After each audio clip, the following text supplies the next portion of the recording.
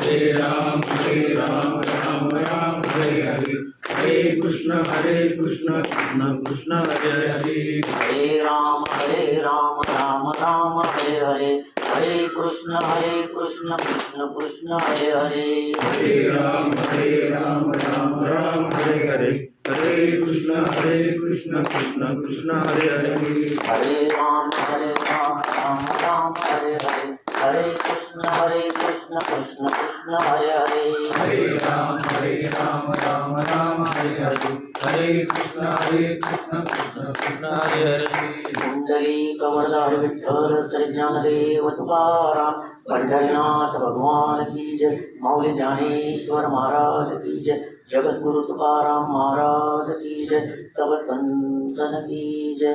गुरुर् ब्रह्मा गुरुर्विष्णू गुरुर्देवो महेश्वरा, गुरुर् साक्षात् परब्रह्म तस्मै श्री गुरवे नमः।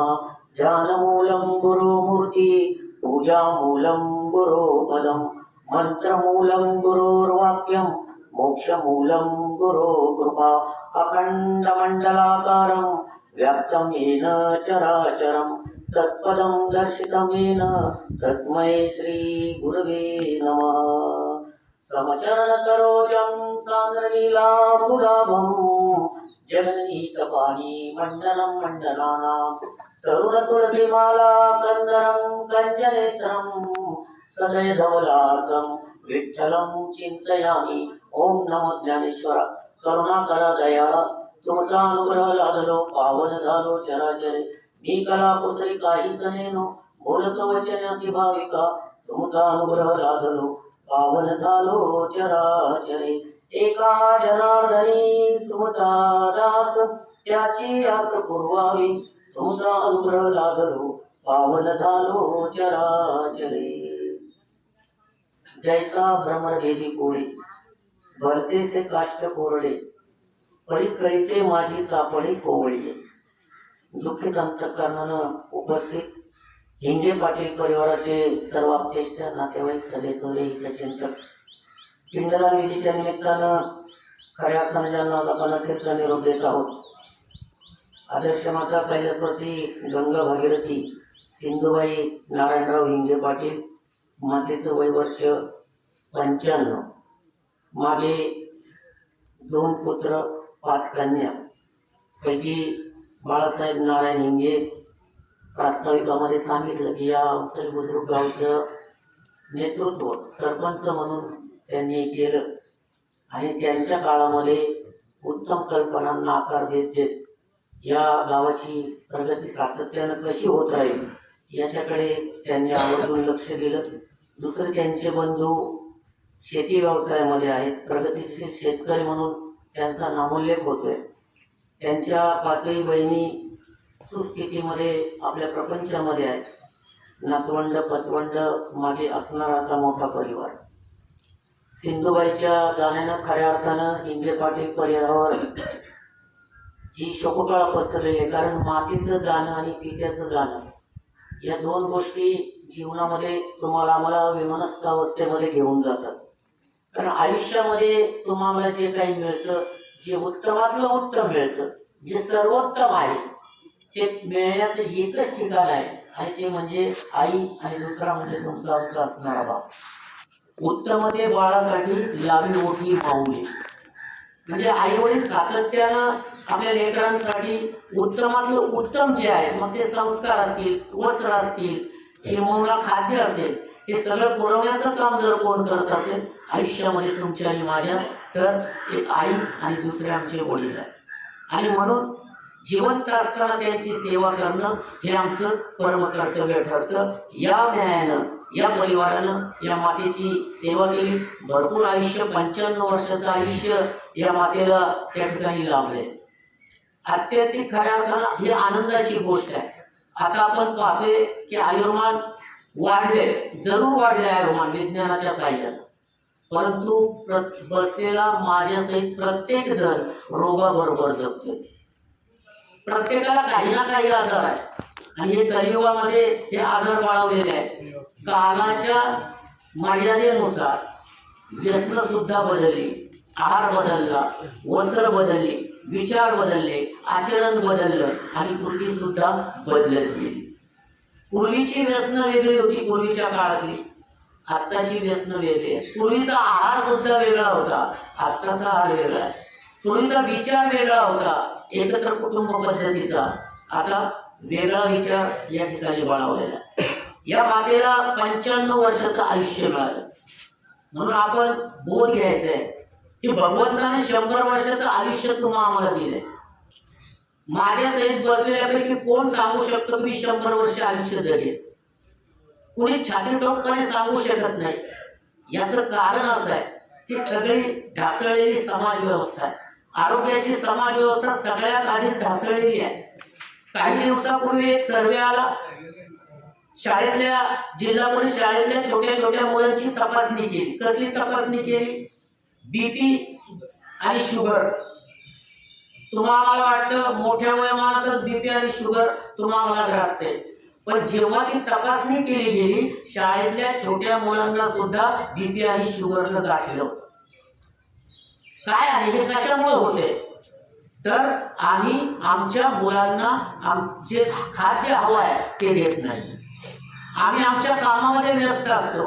मुलं दुकानामध्ये जातात, बंद पाकिटातल्या वस्तू आणून खातात, फ्रीज मधल्या वस्तू खातात आणि त्याचा परिणाम चांगला आहार न मिळाल्यामुळं बीपी आणि शुगर त्यांच्यामध्ये वाढत चाललेली आहे. एका तज्ञ डॉक्टरांनी स्वतःच्या घरातला निष्कर्ष जेव्हा समोर मांडला तेव्हा मी सुद्धा चक्रावून गेलो. त्यांनी सांगितलं, आम्ही पती पत्नी, आमचा डॉक्टरी पेशा, मुलांकडे लक्ष द्यायला वेळ नाही, मुलं बाहेरचं खाद्य आणायची खात राहिली. आणि एक दिवस सहज म्हणून मी त्या मुलांची टेस्ट घेतली शुगर आणि बीपीची आणि मला धक्का बसला. माझ्याच मुलांना बीपी आणि शुगरनं गाठलेलं होतं. पण मी लगेच त्यांचा आहार बदलला, त्यांच्याकडे लक्ष दिलं, बाहेरचं खाद्य बंद केलं आणि चांगला आहार घरातला द्यायला सुरुवात केली. आणि त्यानंतर पुन्हा एकदा जेव्हा तपासणी केली तेव्हा बीपी आणि शुगर त्यांच्यातनं नाहीसा झाला. काय सांगते ही घटना आपल्याला? आपण आपल्या मुलाबाळांबरोबर जगत असताना आज हृदयरोगासारखी समस्या जागतिक होऊन बसलेली आहे. बीपी शुगर हे तर कॉमन झाले. मग अशा अवस्थेमध्ये आम्हाला तुम्हाला जगायला लागते, रोगाबरोबर जगायला लागते, गोळ्या औषधांबरोबर जगायला लागते. जेथे जातो तेथे तुम्हाला सांगा ती गोळ्या औषधं बरोबर घेऊन तुम्हाला फिरावं लागतं. याचं कारण एकच आहे की मृत्यूची तलवार तुमच्या आमच्या डोक्यावर टांगलेली आहे. मग पद असो, संपत्ती असो, सत्ता असो, सौंदर्य असो, प्रत्येकाला इथून जावं लागणार आहे. एक ग्रीक राजाची गोष्ट फार तुम्हाला डोक्यात अंजन घालणारी, डोळ्यात अंजन घालणारी. तो ग्रीक राजा होता. तो ऐशो आरामात जगत होता आणि त्या राजाच्या राजवाड्याजवळून दररोज एक माणूस त्या ठिकाणी जायचा. तो गरीब होता, अत्यंत गरीब होता, त्याची खायची मारमार होती. तो त्या राजवाड्याकडे पाहायचा, राजाकडे पाहायचा आणि बडबड करायचा, किती भाग्यवान आहे हा, ऐशो आरामात गाड्या गिरद्यांवर लोळतोय. राजासारखं भाग्य कुणाचं नाही, राजासारखं दैव कुणाचं नाही, राजासारखं नशीब कुणाचं नाही. एक दिवस राजानं त्याचं ऐकलं आणि त्याला दरबारात बोलावलं. राजानं सांगितलं, बाबा तू जे बोललास ना ते आता तुला कृतीत उतरवायचं. तू एक काम कर, उद्या सकाळी स्नान करून राज दरबारामध्ये ये आणि माझ्या जागेवर एक दिवस बस. दुसऱ्या दिवशी ती व्यक्ती गेली. राजानं त्याचा आदर सन्मान केला, त्याला चांगली वस्त्र परिधान केली, अलंकार परिधान केले आणि मोठ्या आदरानं त्याला सिंहासनावर, राजसिंहासनावर बसवलं. आता बसल्यानंतर त्याचं सहज लक्ष वरती गेलं. तर वरती एक चांगली पोलादी तलवार, लखलखती तलवार, धारदार तलवार वरती टांगलेली होती आणि ती फक्त घोड्याच्या केसांनी बांधलेली होती. आता वर पाहतोय, राजवस्त्र अंगावर आहे, पण पाहतोय वर, जर का तो केस तुटला आणि ती तलवार माझ्या मानेवर पडली तर मला मृत्यूशिवाय गत्यंतर नाही. सांगायचं तात्पर्य एकच आहे, राजा असो किंवा रंक असो, मृत्यूची टांगती तलवार प्रत्येकाच्या वरती आहे, मानेवर आहे. केव्हा पडेल सांगता येत नाही. तुटला आयुष्याचा दोरा, येळ वाळू बापाचा, काहीच कामाला त्यावेळेस येत नाही. म्हणजे आयुष्य 100 वर्षाचं आयुष्य, शत गणिले ते अर्धरात्र काय, 100 वर्षाचं आयुष्य सांगितलं. पण 100 वर्षाच्या आयुष्यामध्ये नेमकेपणानं कसं जगायचं विषयांमध्ये अडकायचे की विषयांचा त्याग करून स्वकर्तृत्वाची झळाळी आपल्या आयुष्याला द्यायची, चांगल्या कर्माची झळाळी आपल्या आयुष्याला द्यायची, स्वकर्तृत्वानं आपलं नामनिशान मागे ठेवून जायचे की वाईट विचारानं पुढे जायचे, हे ज्याचं त्यांनी या ठिकाणी ठरवायचं. 95 पर्यंत जगायचं की 90 मारायचं, ज्याचं त्यांनी ठरवायचं. कारण तुकोबारा म्हणतात, बुद्धीचा पालट धरारे काही, मागुता हा नाही नरदेव, परत नाही, एकदा संधी आहे आणि आयुष्याच्या चित्रपटामध्ये वन्स मोर नाहीये, परत हे एकदाच आहे. म्हणून ज्या भूमिकेसाठी भगवंतानं तुम्हाला आणि या पृथ्वीतलावर मला पाठवलं, ती भूमिका आम्हाला उत्तमरित्या या ठिकाणी बजावायची. निरोगी राहायचे. भारतीय व्यवस्थेमध्ये निरोगी माणूस कुणाला म्हणतात, तर जो स्वस्थ आहे त्याला निरोगी म्हणतात. मग स्वस्थची व्याख्या काय? आम्ही कधी विचारच केला नाही. स्वस्थची व्याख्या अशी आहे, स्वमध्ये जो स्थित आहे तो स्वस्थ. आम्हाला सुद्धा स्वमध्ये स्थित व्हावं लागेल, अंतरंगामध्ये डोकवावं लागेल की सकाळी उठल्यापासून संध्याकाळपर्यंत मी नेमकेपणानं आज काय करतो, मी नेमकेपणाने किती लोकांच्या कामी आलो, माझ्या हातून कुठलं सत्कर्म चांगलं घडलं. आणि जेव्हा सत्कर्म चांगलं घडेल तेव्हा घरी गेल्यानंतर बिछाण्यावर पडल्या पडल्या तुम्हाला झोप लागेल. आणि ज्याला बिछाण्यावर पडल्या पडल्या झोप लागते ना, तो जगातला सर्वात श्रीमंत माणूस आहे आजच्या घटनेत. गाड्या गिरद्यांवर लोळतोय, बंगल्यात राहतोय, पण झोप येत नाही. याचा अर्थ कर्मामध्ये चुकी आहे, कर्म करताना चुकतोय, म्हणून रात्री निवांत झोप लागत नाही. म्हणून आम्हाला विषयांच्या पलीकडे जायचं. आजची जी ओवी आहे, जैसा भ्रमर भेदी कोडे भलतेसे काष्ट रोकडे परी कलिके माझी सापडे कोवळी.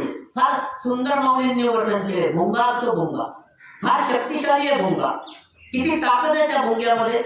वाळलेलं कठीणातलं कठीण लाकूड तो भुंगा पोखरतो, एवढी ताकद त्या एवढ्याशा भुंग्यामध्ये आहे.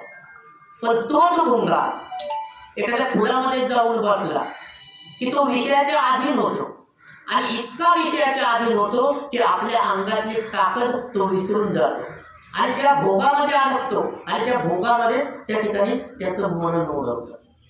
तुमची आमची सुद्धा तशीच अवस्था आहे.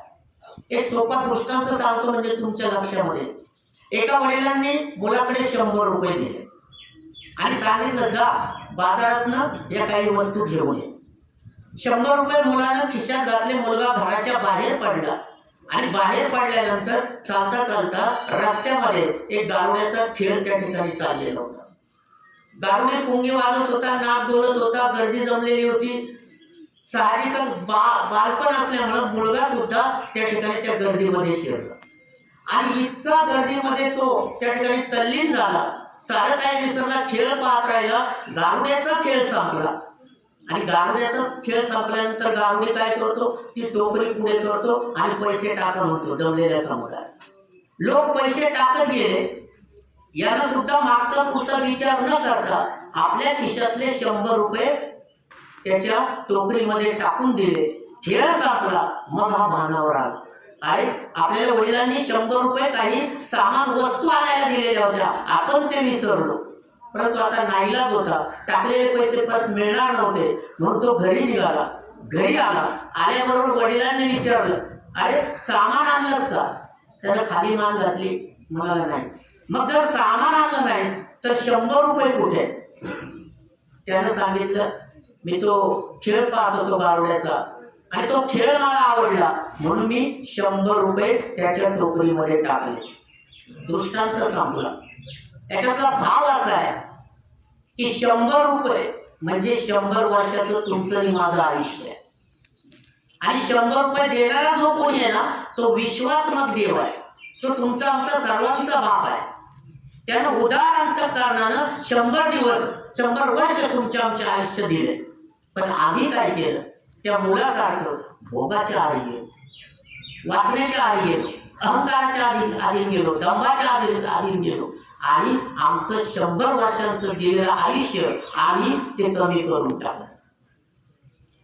आम्ही त्या भोगामध्ये अडकल्यामुळे साहजिकच आमचं आयुष्य कमी झालं आणि आयुष्यामध्ये जे करायचे, ज्या कारणासाठी भगवंतानं पाठवले ते नेमकं आम्ही या ठिकाणी विसरून गेलो. म्हणून जीवन जगत असताना भोगांमध्ये अडकायचं नाही. महाभारतामध्ये युधिष्ठिराला यक्ष प्रश्न विचारले. म्हणूनच म्हणतात यक्ष प्रश्न. आपल्या जीवनामध्ये एखादा प्रश्न निर्माण झाला की आपण म्हणतो फार यक्ष प्रश्न आहे. याचं कारणच आहे यक्षाने विचारलेले प्रश्न ते यक्ष प्रश्न आहे. आणि यक्षाने युधिष्ठिराला विचारलं, महाराज या जगामध्ये सर्वात मोठं आश्चर्य कोणतं आहे? तेव्हा युधिष्ठिराने उत्तर दिलं, हसून उत्तर दिलं. म्हणाले, माणसं जगतायत. माणसाच्या शेजारचा माणूस नाहीसा होतो, मृत्यू पंथाला जातो. कुटुंबातली व्यक्ती जाते, समाजातली व्यक्ती जाते, नात्यातली व्यक्ती जाते. व्यक्ती एक एक जात राहते त्या माणसाच्या जवळची, पण तरी त्या माणसाला वाटतं ते त्यांच्या बाबतीत घडले, माझ्या बाबतीत घडणार नाही. मृत्यूच्या बाबतीत माणूस गाफील राहतो. हे सर्वात मोठं आश्चर्य आहे. आणि खऱ्या अर्थाने हेच आश्चर्य घेऊन आम्ही जगतोय. आम्ही ज्या आविर्भावामध्ये आज जगतोय की आम्हाला मृत्यूच येणार नाही. पण लक्षात ठेवा, मृत्यूनं कोणाची सुटका केलेली नाही. तुकोबारायांची नाही, माऊलींची नाही, प्रभू रामचंद्रांची नाही, भगवान श्रीकृष्णांची नाही. तुम्ही आम्ही तर सर्वसामान्य जीव आहोत. म्हणून हे जीवन जे आहे ते स्वकर्तृत्वानं भरारी घेण्यासाठी भगवंतानं तुमच्या आमच्या पारड्यामध्ये टाकलेलं आहे. स्वकर्तृत्वानं जर भरारी घ्यायची असेल तर छत्रपती शिवरायांचा आदर्श तुमच्या आमच्या डोळ्यासमोर असायला हवा. आणि मारावं कसं तर शंभूराजे आमच्या डोळ्यासमोर यायला हवे. परंतु आम्ही इतिहास वाचत नाही. आणि सगळ्यात महत्वाची गोष्ट, आम्ही हिंदू धर्मात आहोत, पण आमचं हिंदू धर्माचं तत्वज्ञान आम्हीच खोटं ठरवत चाललोय. आम्हीच म्हणत चाललोय छे कसले संत, कसल्या व्याख्या, कसल्या अभंग, कसल्या ओव्या. आणि एकदा याच्यामध्ये शिरून पहा. लक्षात घ्या, एकदा तुम्ही माऊली तुकोबारायचं बोट पकडलं ना तर आयुष्यामध्ये तुम्हाला कोणाचे पाय पकडायची वेळ येणार नाही. एवढी ताकद या ज्ञानेश्वरीमध्ये आहे. ज्ञानेश्वरी म्हणजे विश्वाला आधार आहे. गीता तत्व म्हणजे विश्वाचा आधार आहे. आज हे गीता तत्व विश्वामध्ये जाऊन पोहोचले. परंतु तुझे आहे तुझं पाशी, परी तू जागा चुकलाशी. या न्यायानं आम्ही वागतोय. आमच्या घरामध्ये कुणाकडे ज्ञानेश्वरी नाही, प्रत्येकाच्या घरामध्ये ज्ञानेश्वरी. प्रत्येकाच्या घरामध्ये तुकोबारायचा गाथा आहे, पण तो गुंडाळून ठेवलाय भगव्या वस्त्रामध्ये. त्याच्यावर धूळ साचली. भुंगा जसं ते लाकूड पोखरतो ना, तसं आम्हाला आता भुंगा व्हावं लागणार आहे. आणि तो भुंगा होऊन आम्हाला ते अज्ञानाचं लाकूड पोखरायचंय. त्या अज्ञानाचं लाकूड पोखरून ज्ञानाच्या दिशेने आम्हाला प्रवाहित व्हायचंय. झेप घ्यायची अवकाशामध्ये. अनंत अवकाश आमचं वाट पाहत आहे. किती अवकाश, किती मोठा आहे. घेऊ शकतो का आम्ही कवेत? ठरवलं तर अवकाश सुद्धा आम्ही कवेत घेऊ शकतो. ठरवलं तर भगवंत आमच्या दारामध्ये येऊन पोहोचतो. तुकोबारायांना घेण्यासाठी आला ना, विमान घेऊन आला. माऊलींना समाधी घेताना भगवंत होता साक्षात. भगवंतांना हात धरले, भगवंत रडला. तुकोबारायांना घेऊन जाताना समाधी रडला. कशामुळे? तर अज्ञानावर मात केली, त्याग केला, सर्वस्वाचा त्याग केला, विषयांचा त्याग केला. दंभ, काम, क्रोध, मोह, मत्सर याला तिलांजली दिली, वेळीच तिलांजली दिली. आणि तुकोबाराय जगद्गुरु झाले. माऊली विश्वमाऊली झाले. काय वेगळे होते का? तुमच्या आमच्या सारखेच होते. तुमच्या आमच्या सारखीच सगळी इंद्रिय होती. पण ती इंद्रिय नेमकेपणानं कुठं वापरायची? संतांकडे पाहिलं की इंद्रिय तुम्हाला आकळता येतं. नेमकेपणानं कोणत्या वाटेनं जायचे? मंचरला जायचे, मग राजमार्गाने जायचे की मधल्या मार्गाने जायचे, ज्याचं त्याने ठरवायचं. संतांचे विचार, गीता, गाथा हा राजमार्ग आहे तुमच्या आमच्यासाठी जीवनामध्ये. म्हणून आजी संस्कृती, संस्कार लोप पावत चालले. छोटी छोटी मुलं रात्रभर मोबाईलवर असतात. काय करतात आम्ही बघत नाही, कारण आम्ही सुद्धा मोबाईलवर असतो. एक भयंकर व्यसन आम्हाला जडलेलं आहे. मोबाईल वाईट आहे असं मी मुळीच म्हणणार नाही, तो चांगला आहे. त्याच्यावर क्लिक केलं की महाभारत येते, रामायण येते, साधू संतांचे विचार येतात, थोरांची व्याख्यानं, प्रवचनं, कीर्तनं त्याच्यावर येतात. वैद्यकीय क्षेत्रातील मोठ्या मोठ्या डॉक्टरांची व्याख्यानं तिथं ऐकायला मिळतात. पण ऐकणार कोण? पाहणार कोण? लक्ष देणार कोण? ही जबाबदारी तुमची आणि माझी. आम्हाला उत्तम कुटुंब व्यवस्था या पुढील काळामध्ये उभी करायची. छोट्या मुलांचं जर आयुष्य आज कोमामध्ये जात असेल तर आमच्या जीवनाला जगून अर्थ काय? पुढची पिढी आमचं तरी जाऊ द्या का, आम्ही 60-65 उलटलेली मंडळी आहोत. पण पुढच्या पिढीला, या भविष्यातल्या पिढीला सुंदर आकार जर द्यायचा असेल ना, तर वेळी त्यांच्या आरोग्याबाबतीत आम्ही जागरूक झालं पाहिजे. मुलांचे लाड करा, त्यांना पाहिजे त्या वस्तू द्या, पण त्या वस्तू देत असताना, ते लाड देत असताना याचा त्यांच्या जीवनावर काय परिणाम होतोय याचा विचार आम्ही केला पाहिजे. आणि आरोग्याची व्यवस्था काकाजी, आज समाजामध्ये आरोग्य व्यवस्था जी आहे ना, तिचं पुनर्निर्माण होणं फार गरजेचं आहे. एखादी व्यक्ती जर आजारी पडली गरीब घरातली आणि औषधोपचार, वैद्यकीय उपचार जर करायचे ठरले तर कमीत कमी 7-8 लाख रुपये खर्च होतो. काय व्यवस्था होत असेल त्या घराची, संपूर्ण अर्थव्यवस्था कोलमडून पडते, कुटुंब व्यवस्था धोक्यामध्ये येते. कशामुळे येते? तर ह्या गोष्टीमुळे येते. म्हणून आपण आपल्या आरोग्याच्या बाबतीत जागरूक राहिलं पाहिजे. तूच आहे तुझ्या जीवनाचा शिल्प आणि तूच आहे माझे आरोग्य, माझी जबाबदारी, हे आम्ही ठरवलं पाहिजे. आरोग्यासाठी वेळ दिला पाहिजे. मी सांगतो नेहमी प्रवचनांमध्ये, बाकीचं काय सोडून द्या, दिवसाचे 24 तास आहेत ना, मग दिवसाच्या 24 तासामध्ये 5 मिनिटं रामकृष्ण, 5 मिनिटं ज्ञानेश्वरी, 5 मिनिटं तुकोबारायचा गाथा. किती वेळ झाला? 15 मिनिटं. बाकी राहिले किती वेळ तुमच्या आमच्याकडे? 23 तास आणि 45 मिनिट राहतात ना शिल्लक. पण कुठे खर्च करायची, कसे खर्च करायची हे शिकलं पाहिजे ना. याच्यासाठी प्रवचन आहेत, कीर्तन आहेत, कथा आहेत.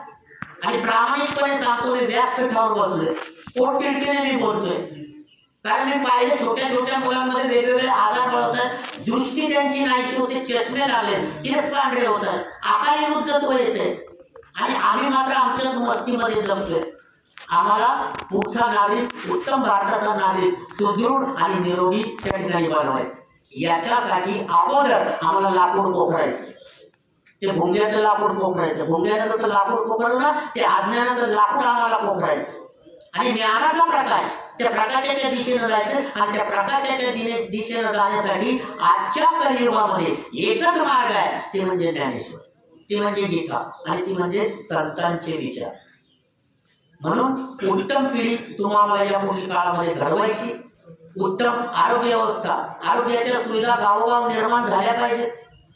योग्य सुविधा या ठिकाणी माणसांना मिळाल्या पाहिजेत. आज आम्ही आजाराबरोबर जगतोय, प्रत्येक माणसाला आजार आहे. आणि कुणी जर म्हणत असेल मला काहीच नाही, सोनोग्राफी करून बघ, काहीतरी आजार त्या ठिकाणी प्रत्येकाला ग्रासलेला आहे. कारण खाण्याच्या सवयी, खाणं, आहार, विचार, वागणं, वर्तणूक हे सगळं बदललेलं आहे. आणि याचा विचार तुमच्या आमच्या मनावर होते. म्हणून भुंग्यासारखं त्या कोवळ्या कलिकेत अडकून पडायचं नाही.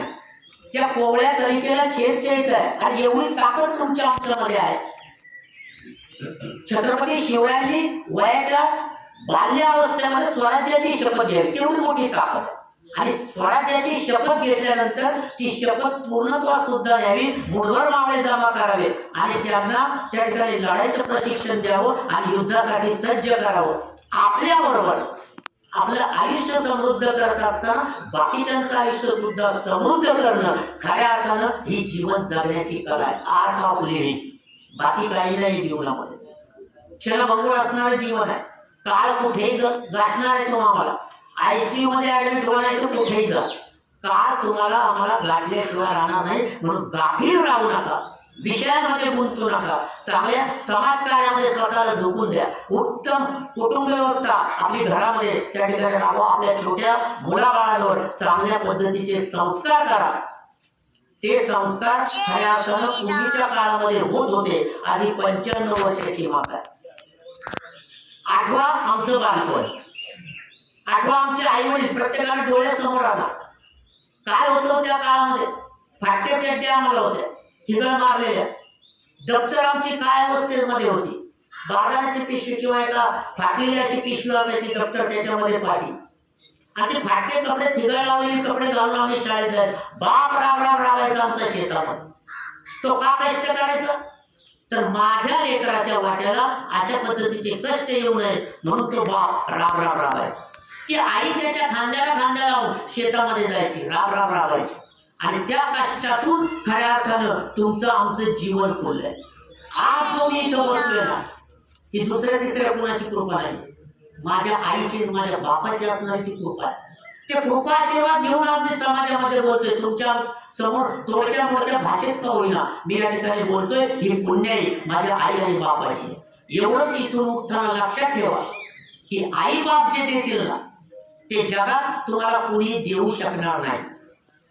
जगात तुम्ही किती पैसे होता आई बाप ती गोष्ट तुम्हाला फुकट देतील. त्याचं नाव आहे संस्कार. आणि संस्कार जगामध्ये कुठं मिळत नाही. मिळाले तर विकत मिळतील ते टिकत नाही.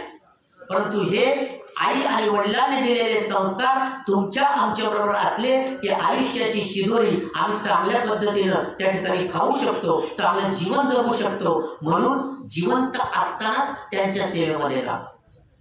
पण काय माहितीये का फुकटचे संस्कार मिळतात किंमत राहत नाही. रस्त्यानं मला सांगा डिझेलचा टँकर चालला गळतो का? अजिबात गळत नाही. पेट्रोलचा टँकर चालला गळतो का? अजिबात गळत नाही. दुधाचा टँकर चालला अजिबात गळत नाही. पण तो जर पाण्याचा टँकर चालला ना सगळं पाणी त्यातनं गळत गळत जाते. कारण एकच आहे पाणी फुकट आहे. डिझेलची किंमत मोजावी लागते. दुधाची किंमत मोजावी लागते. पेट्रोलची किंमत मोजावी लागते. जे फुकट आहे ना त्याची किंमत आम्हाला कळत नाही. आई वडिलांनी ते फुकटचं आयुष्य आम्हाला दिलं ती किंमत आम्हाला कळत नाही. ज्यांना ही किंमत कळाली ते छत्रपती शिवराय झाले. ज्यांना ही किंमत कळाली ते शंभूराजे झाले. ज्यांना ही किंमत कळाली स्वामी विवेकानंद झाले. ज्यांना किंमत कळाली माऊली झाले, तुकोबा झाले, नामदेवराय झाले.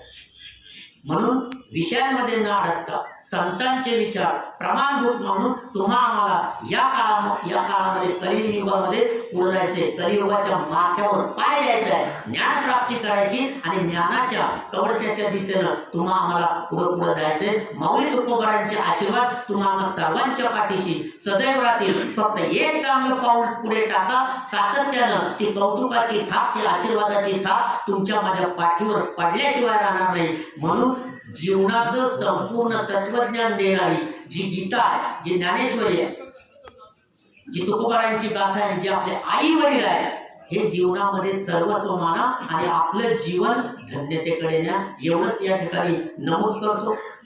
मला माहित आहे इथं अनेक मान्यवरांची श्रद्धांजली यानंतर होणार आहे. म्हणून माझं जे लांबलेलं प्रवचन आहे त्या लांबलेल्या प्रवचनाला मी या ठिकाणी विराम देतो. या मातेला वारकरी संप्रदायाच्या वतीनं भावपूर्ण आदरांजली व्यक्त करतो आणि माझ्या वाणीला या ठिकाणी विराम देतो. विठ्ठल विठ्ठल विठ्ठल विठ्ठल पुंडरीकाला विठ्ठल. श्री ज्ञानदेव तुकाराम पंढरीनाथ भगवान की जय. माऊली ज्ञानेश्वर महाराज की जय. जगद्गुरु तुकाराम महाराज की जय.